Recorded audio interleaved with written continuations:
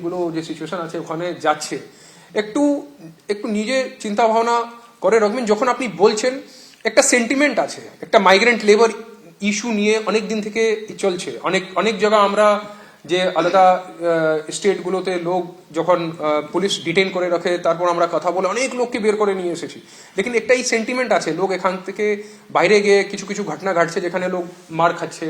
তো এই যে সেন্টিমেন্ট আছে, যখন আপনারা মিডিয়া বন্ধুরা যখন প্রশ্ন করছেন তখন একটু সেন্টিমেন্টকে চিন্তা ভাবনা করে, মানে উই উইল রিকোয়েস্ট কি আপনার দিক থেকে কোনো উকসানিমূলক কোনো কথা আপনি না বলেন, কি অপোজিট দিকে মানে মানে এখন তো ভিড়ের সেন্টিমেন্ট আছে।